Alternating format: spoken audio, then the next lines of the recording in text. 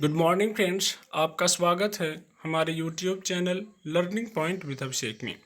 Friends, अगर आप channel पर पहली बार आए हैं तो चैनल को सब्सक्राइब कर लीजिए और बेल आइकन प्रेस कीजिए ताकि आपको डेली डिक्टेशन मिल सके। 90 शब्द प्रति मिनट डिक्टेशन स्टार्ट।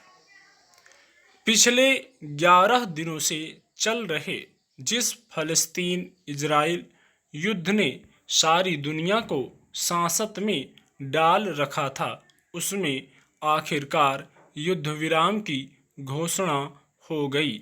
वर्ष 1967 के अरब इजराइल युद्ध के बाद यह फलस्तीन और इजराइल के बीच सबसे बड़ा संघर्ष था।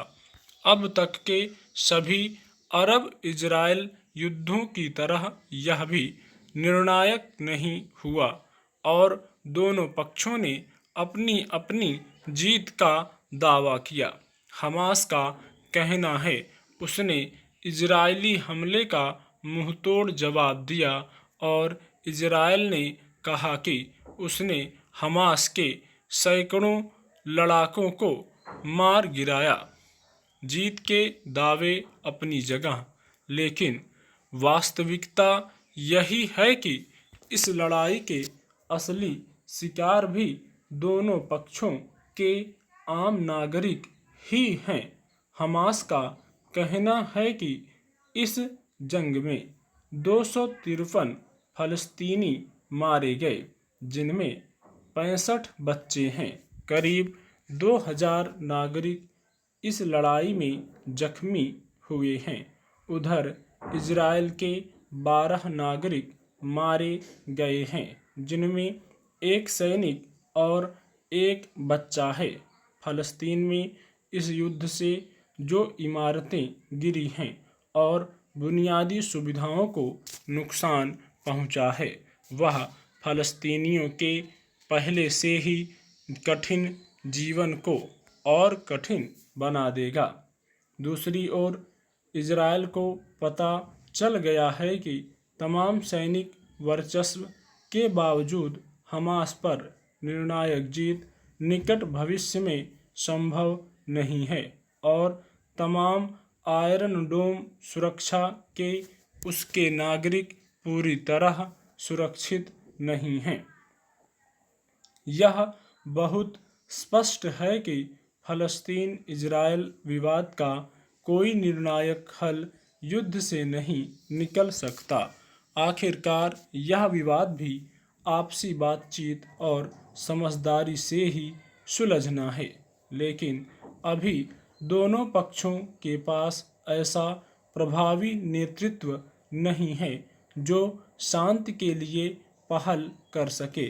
न अंतर्राष्ट्रीय बिरादरी में ऐसा कोई तटस्थ मध्यस्थ है जिसकी ऐसी विश्वसनीयता हो। ऐसे विवादों में जो अक्सर होता है, वही यहाँ भी हुआ है कि दोनों तरफ के अतिवादियों ने मध्यमार्गी और शांतिप्रिय शक्तियों को हाशिए पर धकेल दिया है। लंबी खिंचती शांति प्रक्रिया में धीरे धीरे मध्यमार्गी फलस्तीनी मुक्ति संगठन और फलस्तीन के अधिकृत नेता महमूद अब्बास को अप्रासंगिक बना दिया है। उग्रवादी संगठन हमास के हाथों में असली ताकत है। हमास को इजरायल, अमेरिका और अन्य कई देश आतंकी संगठन मानते हैं। दूसरी तरफ इजरायल में कट्टर दक्षिणपंथी ताकतें राजनीति में वर्चस्व बनाए हुए हैं।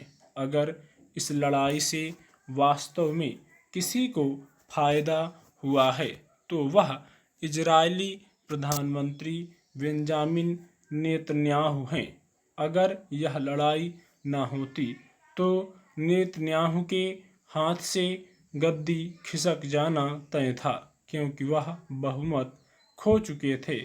अब वह अगले चुनाव तक प्रधानमंत्री बने रहेंगे। वैसे भी पिछले लंबे दौर से नेतन्याहू राजनीतिक उथल-पुथल व भ्रष्टाचार के आरोपों से निपटने के लिए उग्र राष्ट्रवाद का सहारा ले रहे हैं। यह जंग अमेरिकी राष्ट्रपति जो बाइडेन की पहली अंतर्राष्ट्रीय परीक्षा थी और वह भी इसमें उत्तीर्ण नहीं हुए। उनका ढुलमुल रवैया और जंग को रोक पाने में उनकी विफलता से अमेरिका के प्रगतिशील और उदार तबके में उनकी छवि को नुकसान पहुंचा है। अगर मध्य पूर्व में कोई शांति की पहल कर सकता है तो वह अमेरिका ही है और इसके लिए उसे अपने फौरी स्वार्थों को कुछ देर किनारे करना पड़ेगा। देखना यह है कि कौन अमेरिकी राष्ट्रपति यह हिम्मत दिखा पाता है। स्टॉप।